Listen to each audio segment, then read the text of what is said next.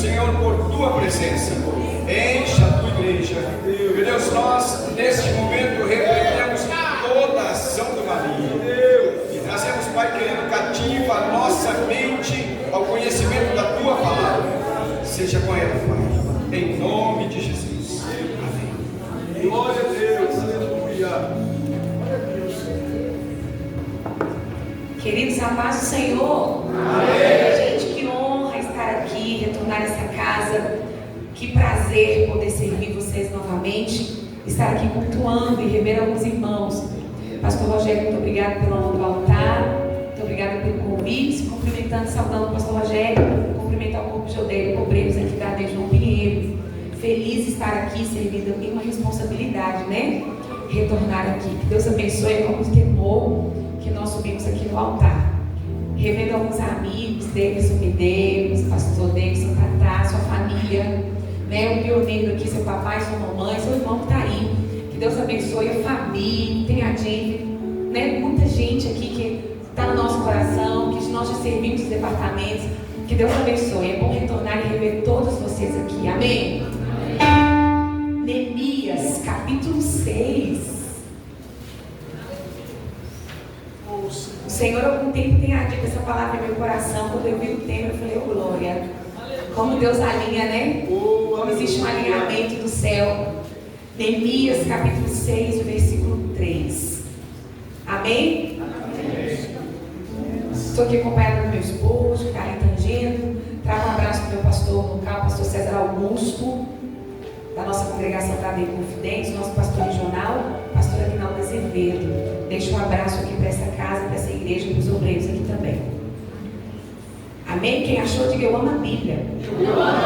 Quem não achou, diga eu também. No telão, né? O pastor disse que ambiente de culto é melhor que academia. Tem uma pesquisa no Canadá que diz o seguinte: ambiente de culto, um crente elimina até 500 calorias em 2 horas e meia. Ô glória, não é? Isso é bom. Diz assim o texto: enviei então mensageiros a dizer: eu estou fazendo uma grande obra, de modo que eu não poderei descer.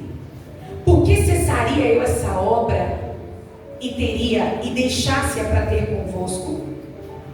O texto diz: enviei-lhes mensageiros a dizer: estou fazendo uma grande obra, de modo que eu não poderei descer.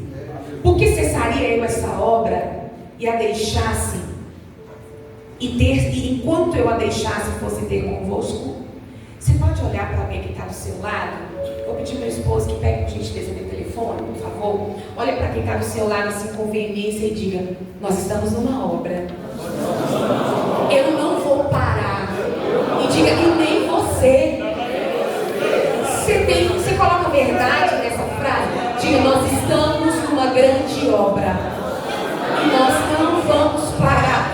Deixa eu dizer para você, meu amado, faça sol, faça chuva, sua oração for respondida ou ainda não, você tem um sim ou você tem um não de Deus, você vivendo um milagre ou não, nós não vamos parar. Amém? Eu quero que você se assente, pode tomar o seu assento. Aleluia. Glória. Comprometidos com ousadia, numa obra que não existe alternativa de parar. Quando eu olho para o texto de Neemias, sou apaixonada com Esdras e Neemias. Meu marido recentemente deu um livro de Esdras, porque me chama muita atenção a história deles, contemporâneos, né? Esdras, Neemias, contemporâneos de Zacarias, Malaquias, Ageu. E quando eu foco nos contemporâneos de Neemias, o Senhor queima meu coração e diz: Jane, numa geração, eu sempre levantarei alguém e mais alguém para impulsionar esse alguém. Então eu quero dizer que quando Deus te levanta para um propósito, o Senhor sempre levantará pessoas que vão impulsionar o teu chamado e o seu ministério. Embora a gente sabe, né, Davis, que a chamada, a jornada é tão solitária, mas no meio do caminho o Senhor vai nos apresentando aqueles que são dos céus, aqueles que são importantes para fazer aliança conosco. Então o Senhor sempre vai levantar alguém para impulsionar o nosso chamado e o nosso ministério. olhando para a história de Neemias, um grande estadista, mais ou menos no século 5 antes de Cristo, no ano 50, nós vamos ver essa história se desenrolar. Neemias, ele nasce, o que me chama a atenção é que ele nasce fora da sua pátria, filhos de exilados. Quando o império da Babilônia cai, levanta o império persa, e no império persa tem alguns filhos, alguns netos, né? Filhos de hebreus em cativeiro. Vocês conhecem a história? Quando Jerusalém é vulnerável, peca e fica decadente, alguns povos atacam Jerusalém, atacam Israel, assim como o povo da Babilônia, a Síria. E aqui nós já temos a queda, nós já temos esse exílio babilônico, nós estamos vivendo agora no reino persa aqui, da Pérsia. Neemias, então, é um dos jovens que nasceu fora da pátria, filhos de exilados escravos, e ele nasce sabendo entrar e sabendo sair em qualquer lugar, porque ele foi criado aos pés da lei, mesmo fora de Jerusalém. A polidez, a decência de Neemias faz com que ele se destaca na Pérsia, e o rei que sobe ao trono, Artaxerxes I, cujo apelido é Xerxes, encanta-se talvez com a postura de Neemias e contrata-o para ser um copeiro do rei. Eu quero que você preste atenção, porque naquela época os reis não costumavam investir dinheiro em guardas-costas, muitas vezes em guardas ao entorno dele, ou da sala real, ou do palácio. O alto investimento da monarquia era investindo dinheiro em funcionários, e o copeiro era um cargo extremamente importante. Era muito mais importante do que o guarda, porque era muito comum os reis serem envenenados, mortos por envenenamento nos banquetes que se costumavam fazer. Então a monarquia investia um alto salário para um copeiro naquela época.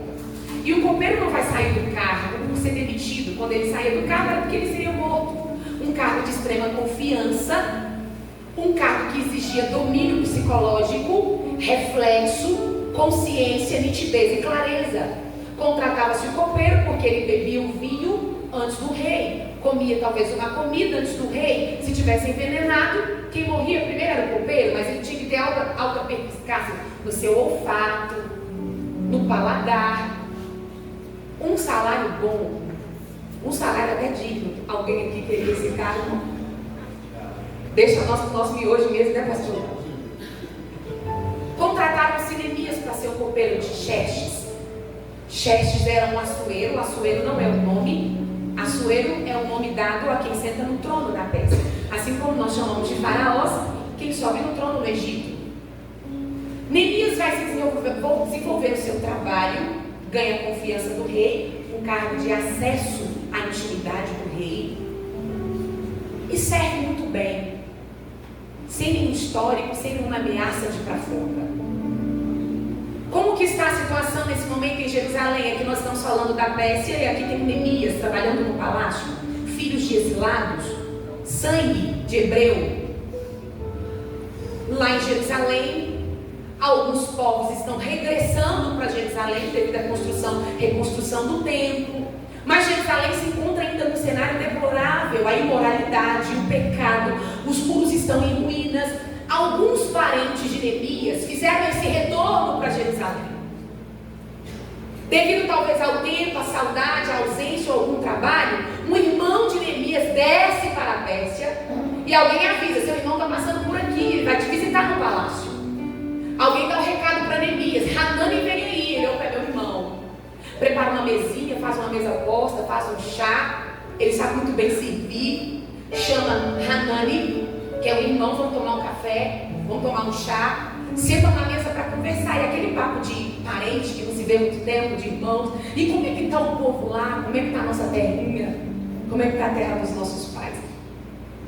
Há indícios teológicos de que Neemias nunca havia pisado em Jerusalém, mas alguns parentes já estavam lá. Então ele quer saber, porque queima no coração. Ele aprendeu sobre a lei de Deus, ele entende que existe um propósito para a nação, ele entende que existe um plano muito além. E mesmo ele zelado, mesmo fora, mesmo filho de escravo, a história e o legado queima no coração de Neemias. Cadê o nosso povo e a nossa terrinha?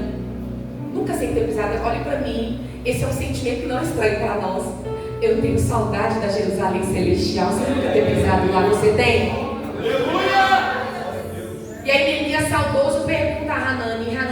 dizer assim: meu irmão, você não tem noção de como encontra Jerusalém.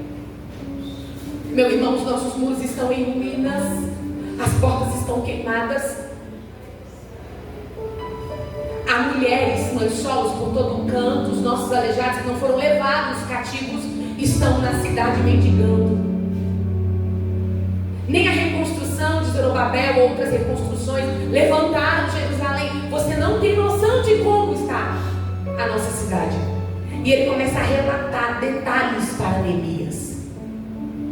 E eu vou, e me faz lembrar aqui Lamentações de Jeremias, que é um profeta que eu particularmente amo, um profeta chorão, que enquanto ele profetizava sobre a ruína de Jerusalém, ele começou a visualizar a queda também de Jerusalém pela Babilônia.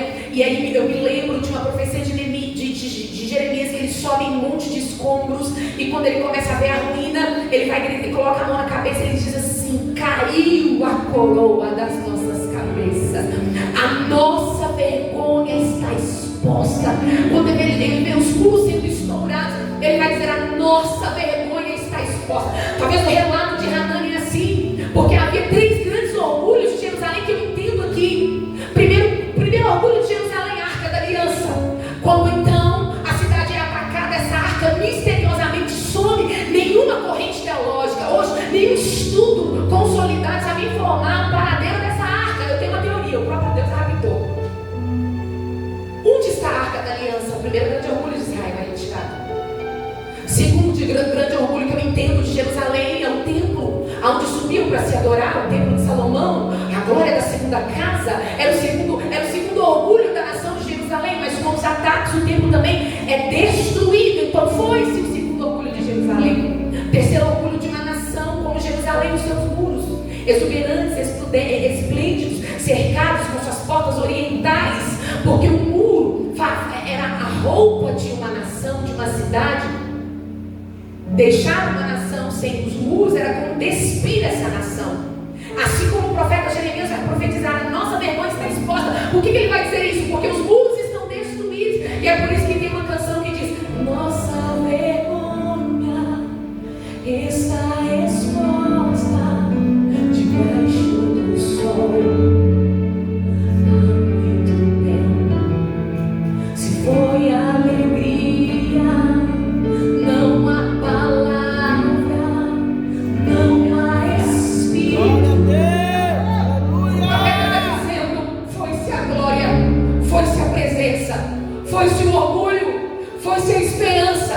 E ele sobe nos escuros e ele grita: caiu a coroa das nossas cabeças. As nossas feridas estão expostas, fomos feridos na presença, fomos feridos no tempo, e agora nossa vergonha está exposta com os muros.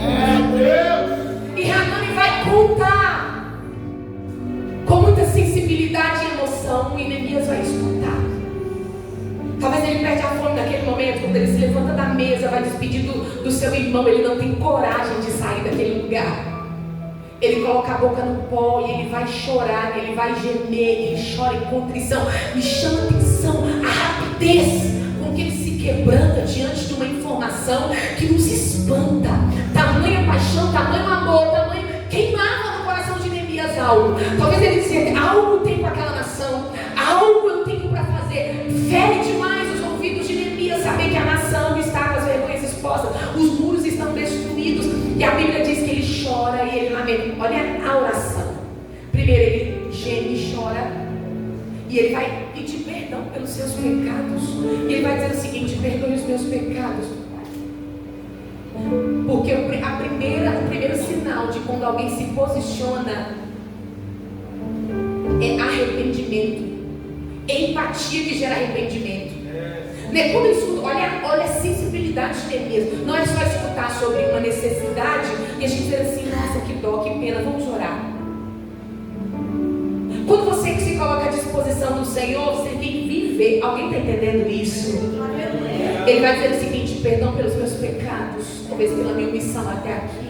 Eu vivo num palácio e existe uma nação decadente, existe um reino, existe algo que eu preciso me envolver e fazer.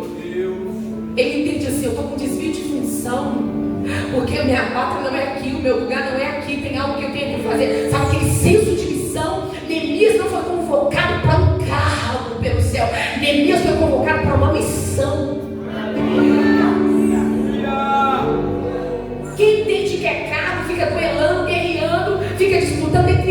Mas quando o céu coloca um propósito, tem senso de missão, meu irmão.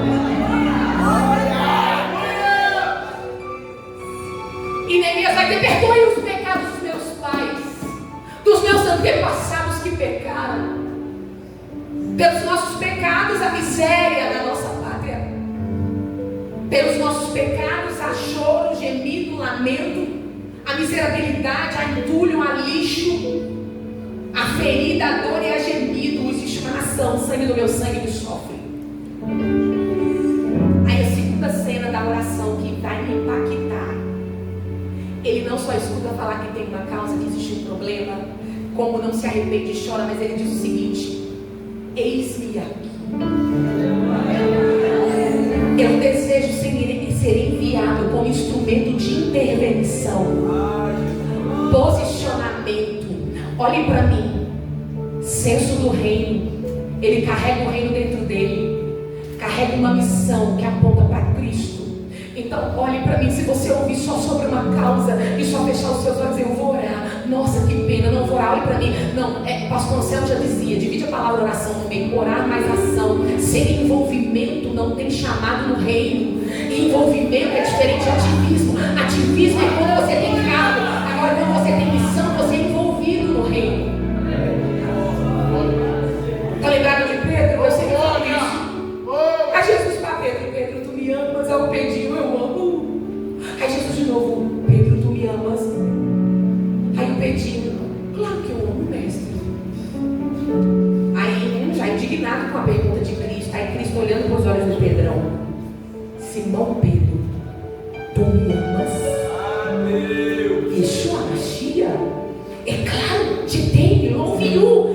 Pedro te ama. Você acha que Jesus se impressionou? Colocar a mão no ombro dele, calou a pupila e diz assim: então apacenta as minhas ovelhas.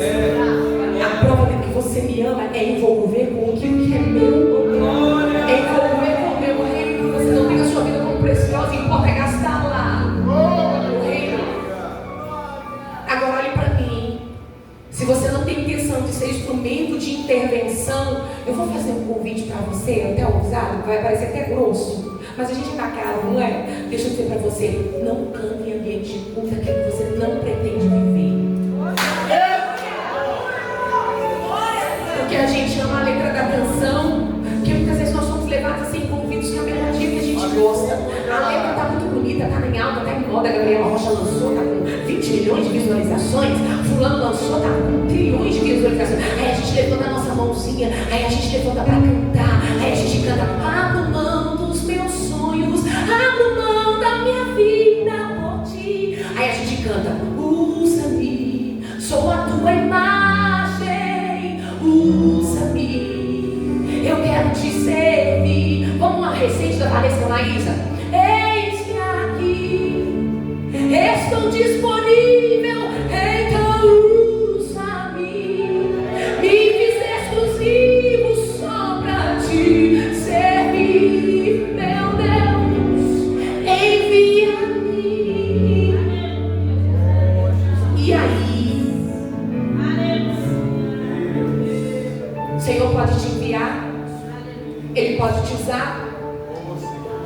Você está mesmo disponível para Ele? Você está dizendo: eu abro mão de tudo só para te servir. A gente canta: eu encontrei o meu tesouro, eu encontrei o bem mais precioso. Mas a gente troca os momentos com Ele pelas Netflix, pela internet. A gente troca os momentos de oração pelo cansaço, por isso e por aquilo. E aí, quando você diz: abro mão dos teus sonhos, o Senhor diz: então me dá a tua casa, me dá teu emprego, me dá teu marido, me dá teu filho. Eu não vou curar, eu vou recolher. E aí a gente abre mão, a gente dá. Quando a gente diz: eis-me aqui, o Senhor diz: eu vou te enviar. É lá não, Jesus não diz que perdeu as botas. Aquela congregação só tem 2 ou 3 reunidos. E aí a gente, e o Senhor: então não cante se você não tem intenção de viver. Porque os olhos dele, o coração dele procura aqueles que o adorem em espírito e em verdade.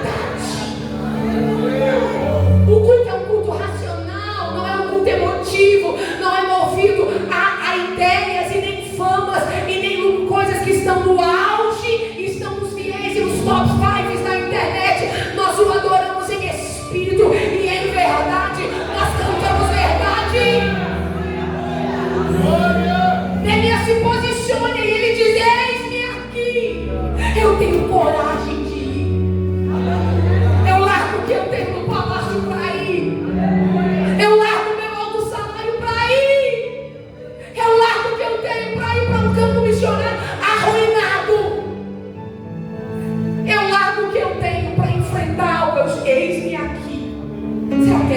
coragem. Como que diz o tema? Ousadia. Você tem ousadia aqui nessa noite? Se você não tiver, eu tenho certeza que nesses dias o Espírito Santo vai gerar comprometimento com ousadia no teu coração. Está chegando o tempo de pastores pararem de sofrer com ovelhinha madura e velha, que é ovelhas que poderiam estar posicionadas dizendo: pastor, eu estou aqui, sou o primeiro da fila, convocou para a oração, estou aqui, convocou para a vigília, eu estou aqui. Mas não, está no tempo que a gente tem que vir, irmão, quanto tempo tem 50 anos de crente, 60 anos de crente, e a gente tem que passar a mão na cabeça: vem, me ajuda, vamos fazer isso, vamos fazer um sorteio top, vamos fazer algo para poder alguém envolver, mas haverá um avivamento nos últimos dias. Essa é a promessa da igreja. Haverá um avivamento, esse remanescente, lutará por 1000. Neemias, diga: eis-me aqui, 4 meses sem comer, 4 meses sem beber, com o coração contrito. Ele diz: eu não como, eu não bebo. Ele entra no jejum, ele chora, ele ora, ele chora, ele ora. 4 meses em silêncio. De repente alguém fala para ele assim: ô Neemias, coloca a roupa, troca a roupa aí, coloca a sua roupa real de servir de trabalho, porque o Xerxes inventou de dar um banquete hoje. Vambora. Neemias veste a sua roupa de copeiro, pega a bandeja, prepara os vinhos, olha toda a comida e vai servir o rei. Quando ele entra diante do rei, cabeça baixa, com a bandeja, ele vai servir o soberano, o Assuero. Assuero bate o olho em Neemias, só de olhar para Neemias. Lembra que o cargo não poderia ter tristeza, angústia, desequilíbrio psicológico, nem desequilíbrio das emoções, porque senão a demissão era forca.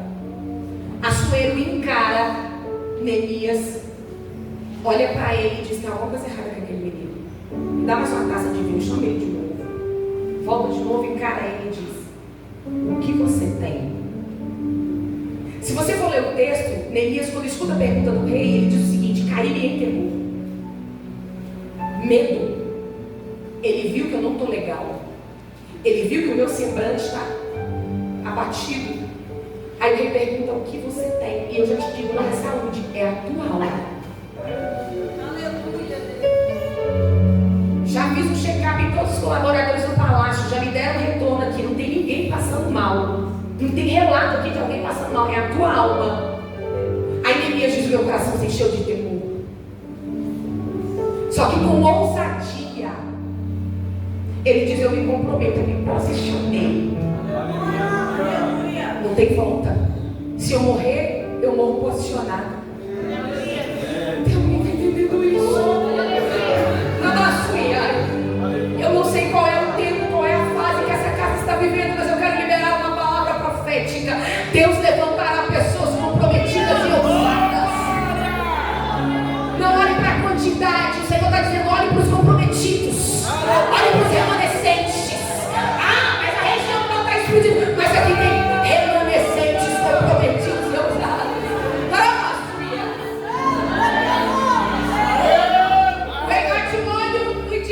É a tua alma. Aí Neemias diz: majestade. Jackson me perguntou, deixa eu falar e abrir meu coração. É a minha terra, é a terra onde os meus pais foram sepultados. Olha o comprometimento, nunca tinha pisado lá. É a minha terra, a terra dos meus pais. Eu ouvi falar que a decadência e os muros estão no chão, majestade.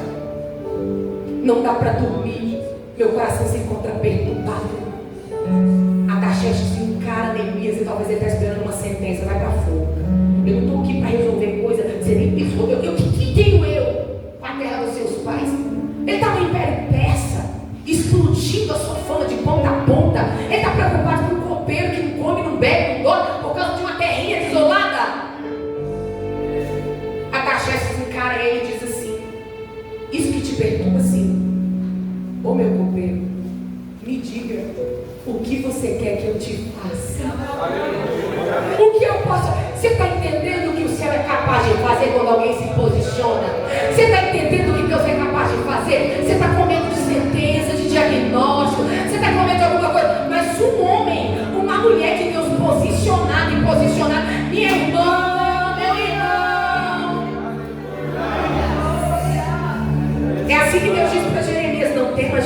deles. Vambora. Assuero, Artaxerxes diz: o que eu quero? O que eu posso fazer? Eu quero te ajudar. Eu acho tão elogio o equilíbrio de Neemias. Senhor, dá esse equilíbrio para nós. Nesse tempo de ansiedade e TDAH, ao equilíbrio de Neemias. Então, pedi um tempo ao rei, me ausentei para ir para os meus aposentos, orar e buscar a direção e resposta de Deus. Hoje, se fosse a gente, nós já ia atrapalhar o negócio todo. Mas ao equilíbrio de Neemias, depois de 4 meses de jejum, pedi um tempo ao rei, fui aos meus aposentos orar. Aí depois de um tempo orando, ele volta com a resposta. Aí ele diz assim: majestade, eu já tenho a resposta. Aí eu entendo que ele vai fazer mais ou menos 3 pedidos para o Artaxerxes. Diga, Neemias, qual é o teu pedido? Aí Neemias, primeiro pedido: eu quero autorização para ir à terra dos meus pais, reconstruir os muros. Talvez Artaxerxes, esse cara é doido, copeira aqui dentro, nunca pegou numa massa, no tijolo. O outro está querendo subir para uma terra que ele nunca pisou, para reconstruir uma muralha de uma nação. Mas talvez ele guardou a opinião para ele. E ele diz: autorização concedida, mas quanto tempo você quer ficar lá? Aí Neemias talvez dá um tempo para ele, que eu não tenho aqui a data certinha, a precisão, que o texto não diz. E o rei diz: pode ir. Já que você vai, os cada doido, sua loucura. Vai, meu filho. Ele diz: segundo pedido, seu rei. Aí eu falei: pois não. Eu quero descer lá no jardim. E eu quero autorização para pedir o chefe do jardineiro madeira para subir para Jerusalém com recurso e material.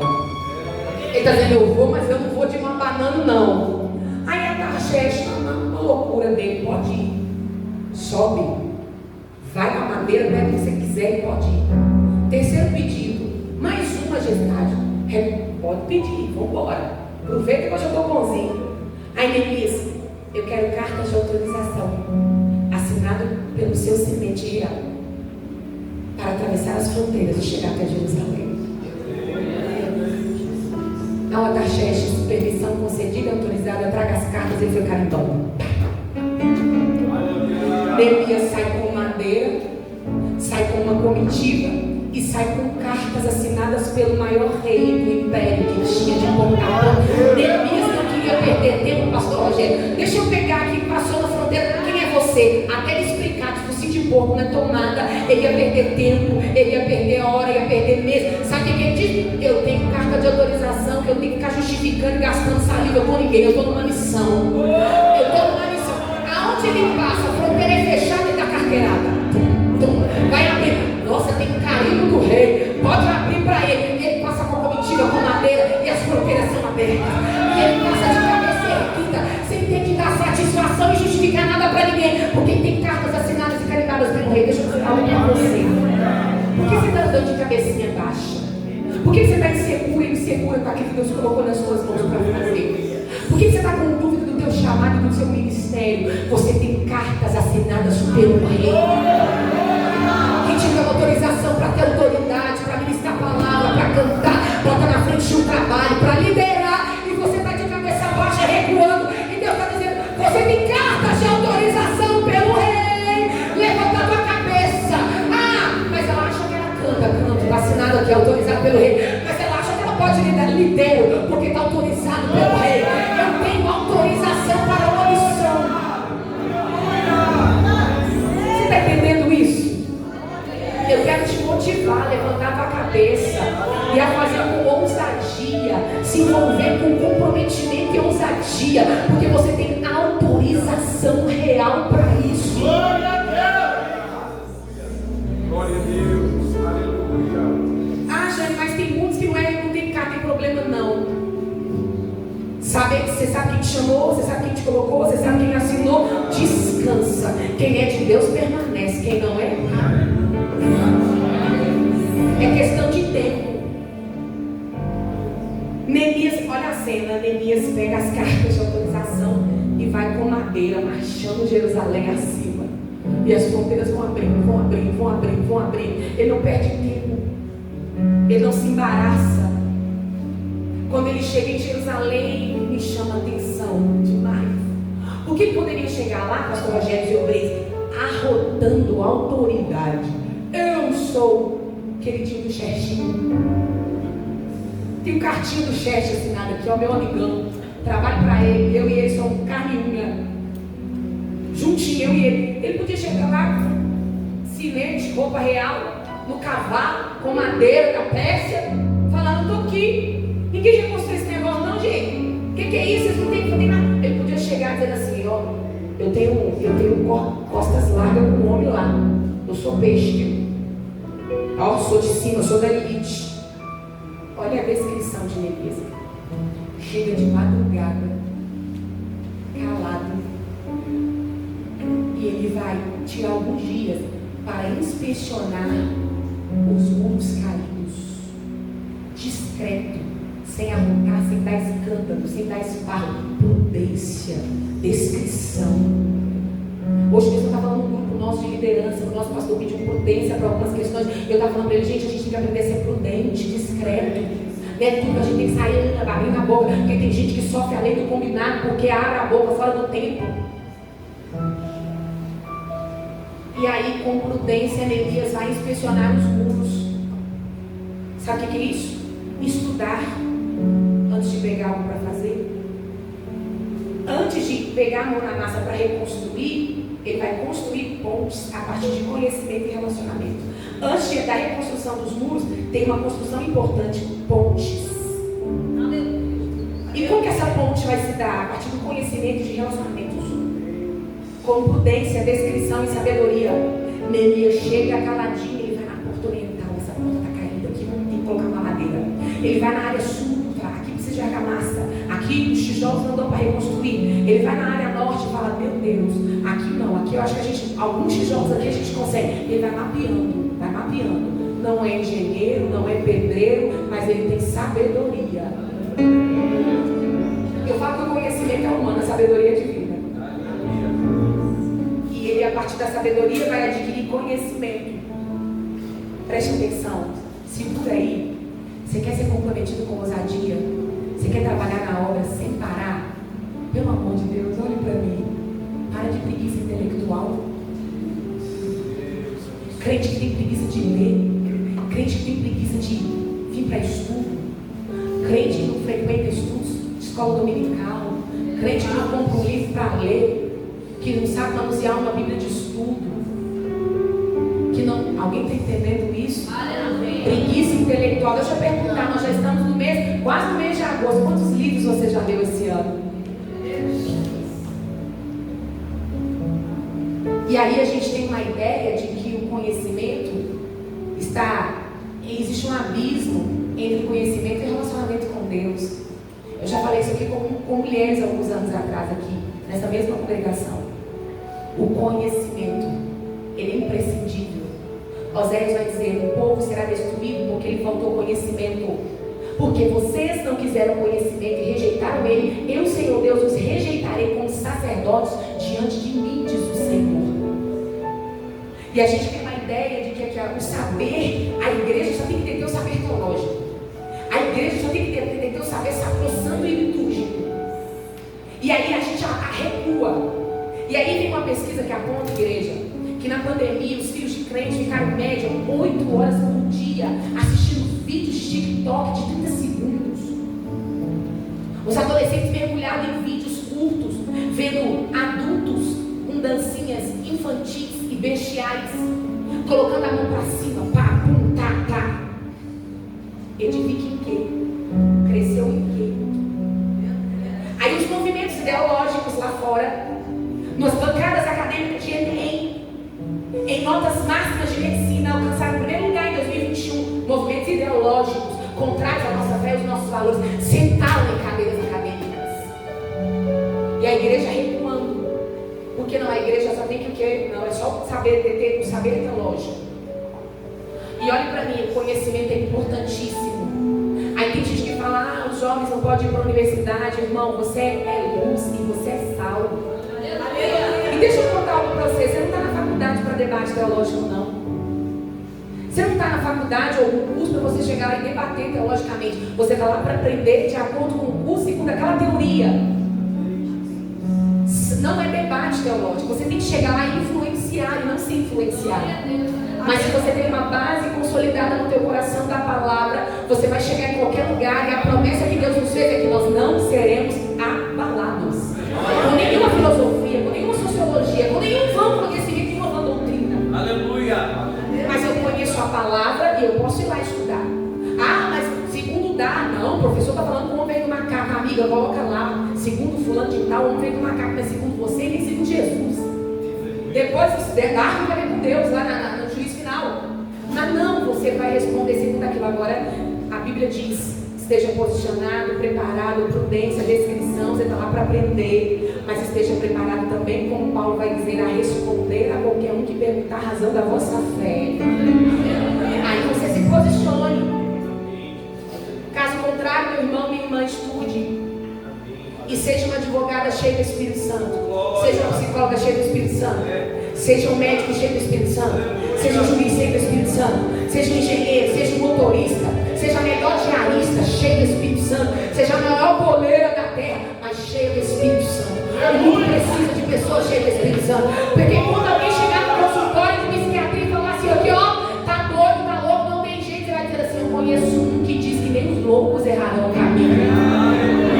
Quando alguém disser assim, ah, mas aqui ó, a sentença foi desfavorável, você como uma advogada vai dizer, eu conheço advogados,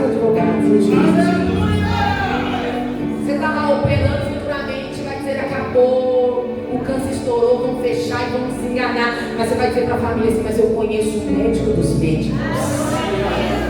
Você está entendendo isso? Busque conhecimento. Nós temos que parar de preguiça intelectual, minha amiga. Jana, eu não gosto de estudar, não gosto de ir para a faculdade, não tem problema não, mas estuda alguma coisa, leia alguma coisa, esteja realmente envolvida em algo, compre um livro, estude um livro, compre um livro de estudo, compre um livro de salmo, compre um livro de Esther, dedique, aprofunde, leia. Ah, mas eu já fiz de tudo, minha amiga. Vai lá, busca como fazer um bolo de cenoura sem cenoura.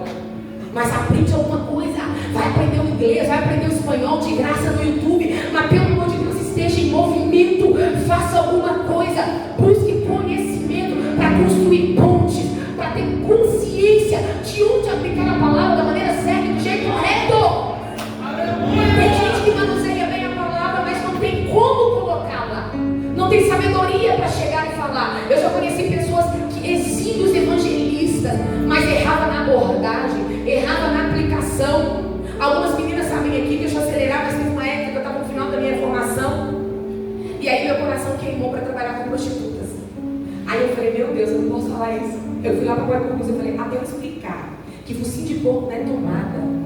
Como é que eu vou chegar perto de uma liderança, com os irmãos, que a maioria homens, eu vou falar para eles, eu estou lá para o Guarulhos. Aí eu contei para o meu esposo, falei para o meu marido, e fomos entrar lá com um professor que tinha pós-doutorado em sociologia, e ele estudava esse fenômeno da prostituição de moradores de rua. Aí eu falei assim, é para esse grupo que eu vou. Sabe como é que o crente tem televisão? E lá vai eu, para fazer o trabalho com mulheres, lá na Guarulhos, um antro de pensão, muita prostituição.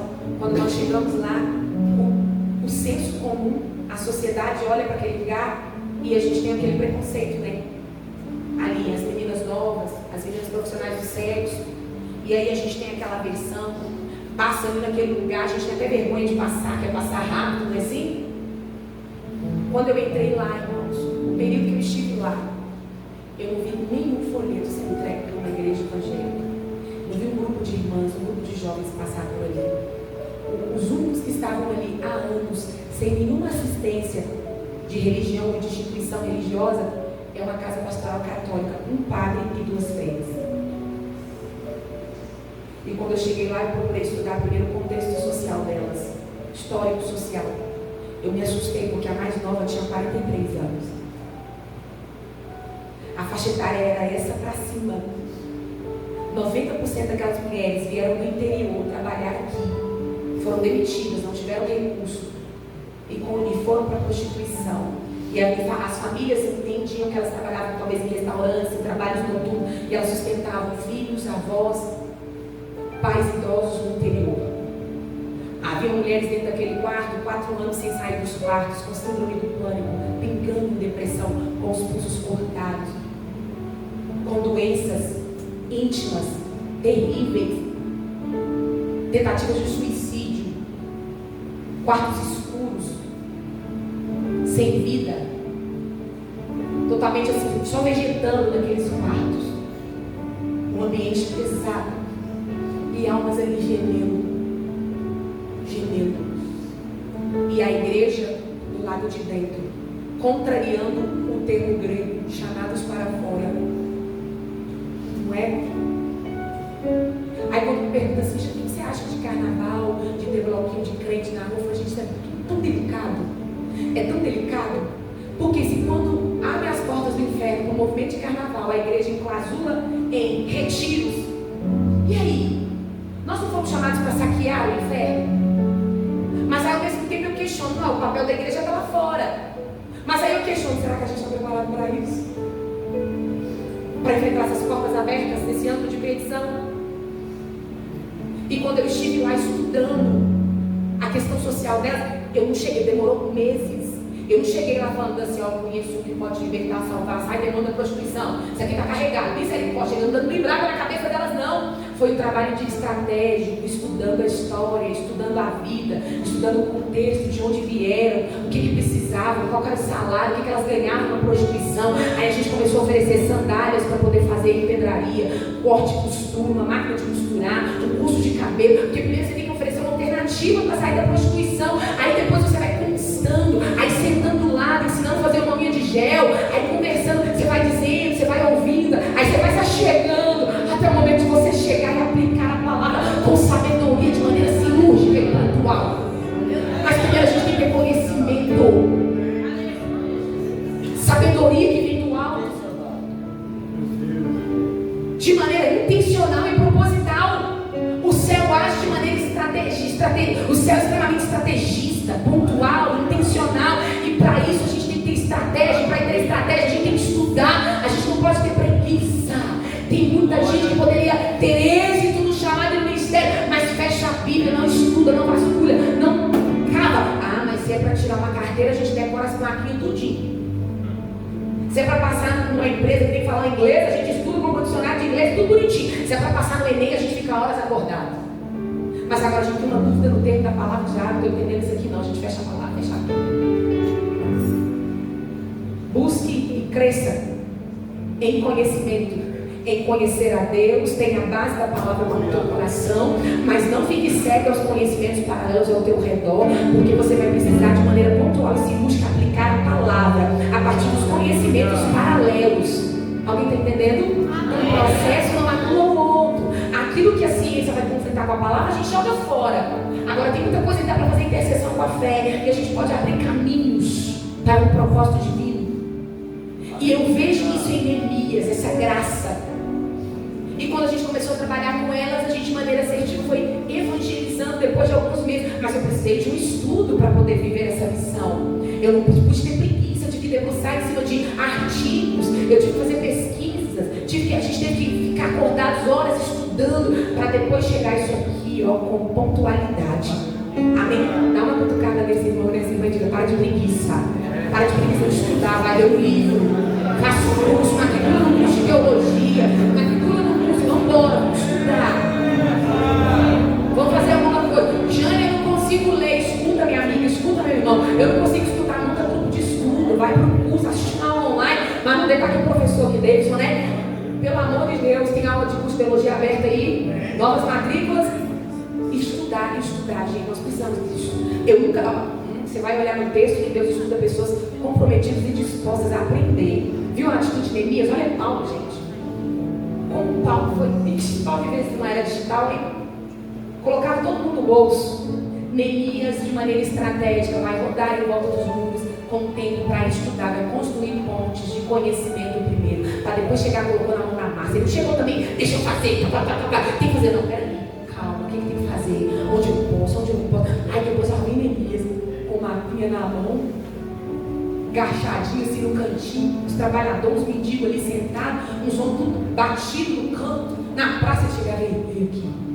Eu chamo Elias, vim lá da Pérsia, eu tenho um projeto top, você topa? Reconstruir esses muros aí. Você é doido, cara. Você não veio, você é engenheiro, não sou não, pedreiro não. Cara, você é doido. Você tem noção que isso aqui tem anos que está derrubado e ninguém consegue levantar? Não, ele diz, eu tenho um projeto. O povo fala, cara, mas isso aqui é bom demais. Mas a gente não tem dinheiro. Eu estou com recurso, eu trouxe madeira, eu trouxe massa. Vambora. E ele vai construindo relacionamentos, conhecimento, relação. Conhecimento, relacionamento. E ele vai conquistando, construindo pontes antes de reconstruir os muros. Alguém está entendendo aqui? Lá vai Neemias arrebatar trabalhadores para a reconstrução. E reconstruir é pesado. É mais pesado do que construir. Tem que selecionar o que dá, o que não dá. Tubulão de novo. Pegar um mapa, em cima de um mapa que já foi feito. E ele começa a reconstruir. E posso contar com vocês, deixa eu adiantar um cadinho aqui, tem mais coisa para falar. Em 52 dias, os muros são reconstruídos. Não tem engenheiro profissional, não tem máquina para rodar massa, não tem máquina de fazer tijolo. É tudo na massa e na raça. Em 52 dias, os muros de ponta a ponta são reerguidos. Deixa eu liberar o coração. A gente chega aqui para falar assim, ó, espera um cadinho, mas eu vim com uma palavra diferente agora. O Senhor está dizendo para alguém aqui hoje. Se posiciona. Que quanto menos você esperar, em curto tempo eu trarei a resposta. Assim como Neemias se posicionou e em 52 dias aquilo que era impossível aconteceu. Deixa eu dizer para você, assim como o Senhor disse para Israel, planta, que eu vou fazer. Deus, nós estamos com fome. A fome chegou, a seca chegou. Deus disse, planta semente na terra. Aí o profeta, oh Deus, mas não dá, já passou o tempo da colheita. Eu sou o Senhor, rapaz. Eu sou o Senhor que faz brotar. Então diz, planta que eu encurtarei o tempo da colheita. Alguém está entendendo isso? Se posiciona, diz o Senhor, que eu encurtarei o tempo da colheita, o tempo da resposta. Em pouco tempo virá uma resposta. Em pouco tempo virá uma colheita. Aí, com uns 5 minutinhos aqui, porque a palavra é extensa, eu quero só pontuar. Como toda missão, deixa eu contar uma coisa para você, uma notícia muito boa. Toda missão, toda obra, sempre terá uma oposição. E posso contar mais? A oposição é proporcional ao tamanho da obra.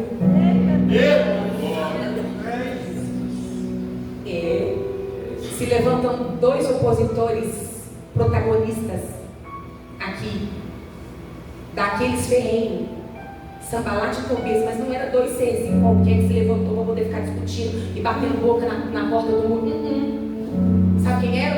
Um governador de Samaria, o outro general do exército. Olha o nível da oposição. Toda obra terá uma oposição proporcional ao tamanho da obra, mas eu tenho uma resposta de Deus para você, um recado aqui para você. Maior é o que está em nós do que o que está em nós. Eu nunca vi, pastor Rogério, oposição se levantar e prevalecer. Eu nunca li aqui na Bíblia uma oposição que se levante a uma obra e ganha. Toda oposição contra a sua vida será vencida. Toda oposição contra o teu chamado será destruída. Eu vou repetir, toda oposição contra a tua vida será vencida. Toda oposição contra o teu chamado será destruído. Não temas, diz o Senhor, maior é o que está em nós. Qual que é as 3 grandes pressões que eu entendo aqui que a reconstrução dos muros e Neemias enfrenta? Qual que é a maior pressão que a oposição coloca? Primeiro, o desânimo. Eu dou aula para vários grupos de obreiros de psicologia pastoral, mais de 250, fazendo pesquisas de campo, ganhou como campeão 99,9%. Qual que é o maior desafio do seu ministério? Desânimo. Fomos para outro campo dentro de Belo Horizonte, aplicamos a pesquisa com membros. Qual que é o maior desafio do seu chamado para você seguir a Deus? 99% desânimo. A estratégia que o inimigo está usando, ele está aparecendo com cara de capeta no quarto, ele está aparecendo com cara de macumba, não, ele está colocando desânimo abateu aqueles construtores em um determinado momento. Por quê? Porque Sanbalat e Tobias disseram: kkkkkk. Vocês vão conseguir reconstruir isso aí? Não tem dinheiro, não tem pedreiro. Se passar uma raposa nos muros, farinha. Aí o povo começou a ficar com medo, com desânimo mesmo. Para que construir? Para que reconstruir? Para que fazer isso? Não vai dar certo mesmo. Aí você pergunta assim: para que fazer um povo junto? Para que ensaiar? Para que cantar? Para que vir? Para que avançar? Para que estudar? Para que servir? E a gente começa: para quê? Para quê? Para quê? Será que faz sentido? As coisas parecem não fazer sentido. O desânimo vem e o sentido vai indo embora. Mas olhe para mim: maior é o que está em nós do que o que está em nós. Maior é o que nos sustenta. E dá avivamento para a tua alma. A segunda oposição que eu vejo aqui é uma oposição tão ferrenha que coloca divisão entre o povo. Teve um momento, pastor Rogério, que o povo começa a brigar. Primeiro vem o medo, porque eles começam a atacar. Foi a leitura que o pastor fez aqui, que eles começaram a trabalhar com armas, porque Sanbalat e Tobias colocou desânimo, o segundo colocou medo. Nós vamos te atacar, nós vamos te guerrear. Gente que covardia, um povo que não era preparado para a guerra, um povo que não estava preparado para isso, nem era essa intenção, querer um exército forte, estruturado, atacar pedreiros e trabalhadores debaixo do sol. Aí começou a ameaça: nós vamos te matar, nós vamos te matar, nós vamos te matar, nós vamos te matar. E começou a colocar medo. Mas aqui vem um general na frente, vem um general de guerra, vem um general que sabe lutar e combater, assim como foi com Elias, assim como foi com Davi. Ele é o mesmo. Aí uma das oposições agora é dividir o povo, colocar racha no meio do povo. Peraí, os trabalhadores, os ricos haviam prestado para os pobres. Chegou um momento que os ricos começaram a cobrar: que você está me devendo, mas você não me deu bem não, pode dever, pode pagar que você está me devendo. E uma brigaiada danada: você me emprestou um colchão, agora você quer que eu pague? Você me emprestou uma panela, agora você quer que eu pague? O texto diz em Neemias capítulo 5 que Neemias, como líder, se enfada. Olha o que Sanbalat está plantando. Vamos colocar divisão entre eles, vamos colocar divisão no grupo. Olhe para mim, nós estamos numa reunião com o Júlio Profético lá que David vai ministrar. Na equipe, uma das primeiras coisas que nós falamos: nós não podemos fazer guerra entre nós. Nós não somos oposição aqui dentro, nós somos um só. E eu falava para a equipe: aqui não pode ter guerra entre nós não. Se tem algum problema, vamos alinhar, porque nós não somos inimigos uns dos outros, aqui é um só. Mas os pastores que estão aqui sabem, quando tem uma divisão no meio do trabalho e da obra, um reino dividido não prospera. Eu não tenho tempo aqui para dar detalhes para vocês, porque eu preciso de concluir. Mas houve divisão interna, que o coração de Neemias se enfada. O que é isso? Enfada, eu estou cansado, eu não dou conta. Mas de repente ele: opa, eu tenho cartas autorizadas pelo rei, mas existe um rei soberano que está lá em cima. De repente Neemias sobe na beiradinha do muro, aparece a cabeça dele: reunião. Dá uma pausa, dá um black no trabalho. Vai tomar café? Não, reunião. Vem todo mundo aqui para a beiradinha do muro. Nós não vamos continuar enquanto não haver reconciliação. Zero agindo entre vocês, começa do zero e um vai abraçando o outro, vão pedir perdão. Tem como continuar a reconstruir? Não. Os muros vão parar por causa de divisão interna. Enquanto não houver alinhamento, nós não vamos seguir. Você está entendendo isso, meu amigo? Não tem como ter festa com divisão, não tem como avançar com divisão, não tem como concluir uma obra e então tem problema com os outros, reconcilia, vamos parar, vamos alinhar. Alinhamento. Se você quer se comprometer com ousadia, esteja disposto a perdoar, a tirar a diferença entre mim e entre o pastor Davis não pode impedir uma obra e um reino. A diferença entre mim, diferença de opinião: eu quero um vestido roxo de bolinha azul, eu quero um vestido amarelo de bolinha vermelha. Minha amiga, vamos embora, a votação é democracia, vamos embora, vamos para um só reino, uma só visão, um só povo. Divisão interna que foi resolvida pela autoridade da liderança. Quando tem uma liderança omissa, o reino divide. Eu já fui pregar em lugar que teve batalha de profecia. Para ter pregação ou não, eu desci do altar, falei: não dá para pregar. E depois de 3 meses, todas as unidades daquela igreja fecharam as portas, porque houve guerra e não foi alinhado isso. Então entenda que não tem como avançar com divisão interna. E para finalizar aqui eu colocaria 10, 15 pontos. E uma das coisas que me chama a atenção, para finalizar, é que um dos ataques que a oposição fez, o que o inimigo fez, dando pressão para aquele povo que estava reconstruindo, uma das maiores pressões que o inimigo fez para que a obra não avançasse, sabe o que eu entendo? Perda de visão. Qual foi a perda de visão? Cegueira. Teve um momento da cena da reconstrução dos muros que o povo senta, pastor, e chama Neemias e diz assim: dá para continuar não. Aí Neemias, capítulo 4, o que foi? O que está acontecendo? Ô Neemias, tem muito entulho, tem muito lixo. O lixo está impedindo a gente de fazer. Não dá para ver, não dá para ver tijolo, não dá para ver nada. E o povo senta e vai lamentar e vai focar no entulho. Deixa eu te dar uma dica: tudo que você foca, expande. A cegueira é uma das pressões que o inimigo fez para que aquele povo parasse a obra. Aí deixa eu dizer para você, para a gente fechar e concluir. Sabe o que significa entulhos aqui? É o passado. São as nossas falhas, são os nossos tropeços, são os nossos lixos. Eu vou perguntar aqui ao pastor Rogério: tem como reconstruir ou construir uma obra sem entulho? Existe obra que não tem entulho? Toda obra tem entulho. Minha amiga, meu amigo, toda obra tem entulho. Toda reconstrução vai deixar entulho. Então, se você parar para ficar olhando o lixo da irmã, o entulho da irmã, o entulho do irmão, nós não vamos ter visão de uma reconstrução. Porque a gente fica preso no passado. Ah lá, fulano fez isso, ciclano fez isso. Ah, mas na época do fulano de tal era assim. Ah, na época do verdade, a gente senta catando os tijolinhos. Ah, esse tijolo é da época do meu avô. Nossa, esse aqui é da época do meu tataravô. Aí fica preso no passado, fica preso no lixo, fica preso no entulho. O que Neemias diz? Vambora, porque vai gerando entulho, vai gerando entulho. Se você for parar para falar assim: não, sujou, não vou fazer mais não. Foca, depois o entulho a gente tira. Porque a obra vai ficar tão grande, tão grande, tão grande, tão grande, que não tem lugar para entulho. Deixa eu falar para você: para de focar no porém, no passado, no erro do outro, no erro da outra, no tropeço do outro. Vamos parar de olhar para lixo, vamos parar de olhar para entulho. Porque muitas vezes a gente não avança olhando para lixinho, olhando para entulho, olhando para caco de vidro, olhando para pedaço de tijolo que está quebrado no meio do caminho. E Deus está dizendo assim: foco, avante, deixando para trás as coisas que ficaram lá, prossiga para o alvo. E a palavra de Deus diz: eis que eu, Senhor, estou fazendo uma coisa nova. Qual que é a condição? Esqueçam o que se foi. Para de ficar pegando a lixa, entulho, escombros do passado. Pega na mão da tua irmã e do seu irmão, tira ele do banco. Tira ela do banco. Levanta ele, levanta ela. Diga para ele, diga para ela: é daqui para frente. É avançar daqui para frente. Esqueçam o que se foi. Eis que o Senhor está fazendo uma coisa nova. Ele quer saber se você está comprometido com o novo. Se você está comprometido com a ousadia, com o novo de Deus que está chegando. Deixa quem tiver que ir. Deixa quem foi lá. E continue você aqui focada, meu irmão. Focado, minha irmã. Avante. Avante. Estamos numa grande obra e não podemos parar.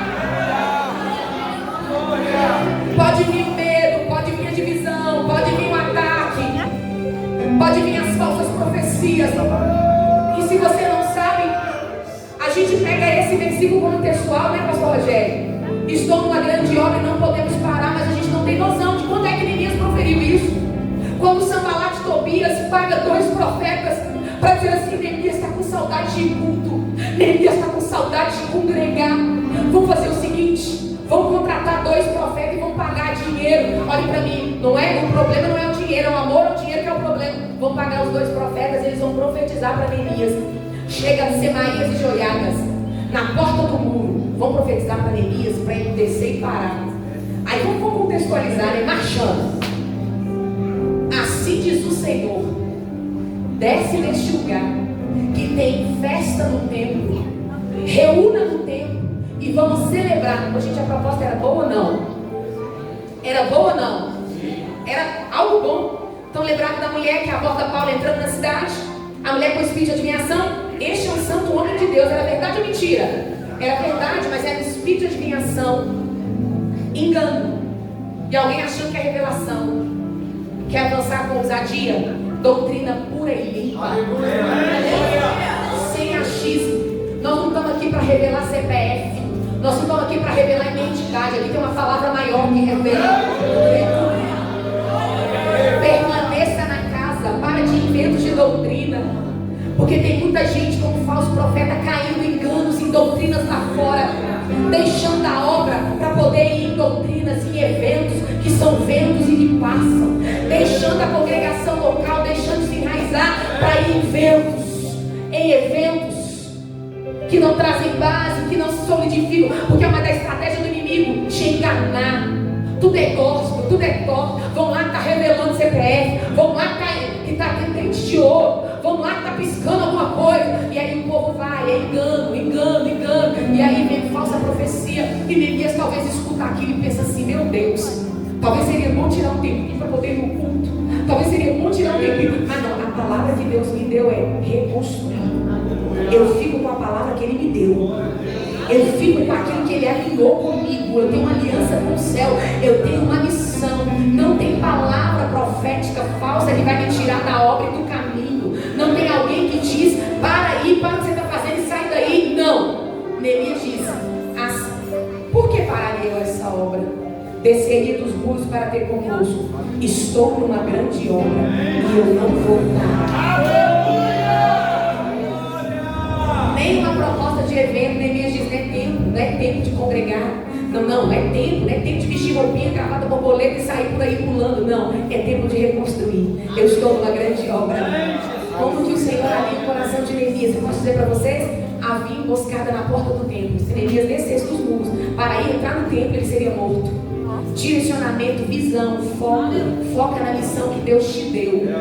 Amém? Amém. Você está comprometido com ousadia? Coloca a mão no teu coração.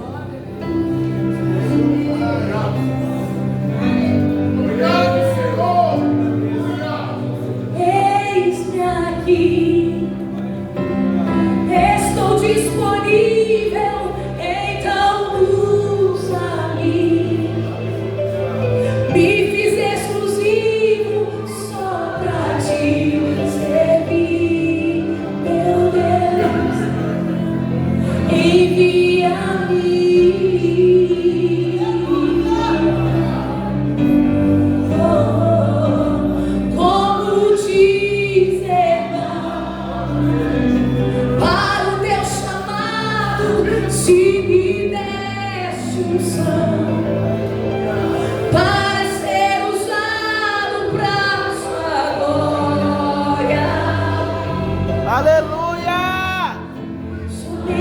Pra tua glória,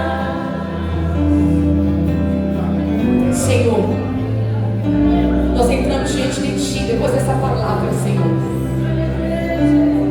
na expectativa, Senhor, de viver um avivamento, assim como Neemias liderou a reconstrução daqueles muros e liderou um avivamento, tirando o pecado, conclamando o povo ao arrependimento. Que haja sobre nós um novo tempo, que haja sobre nós um novo posicionamento, de nos envolvermos e comprometermos com ousadia, porque nós estamos numa obra e a alternativa não é recuar e não é voltar. Nós não somos daquele que retrocedemos, como diz Paulo.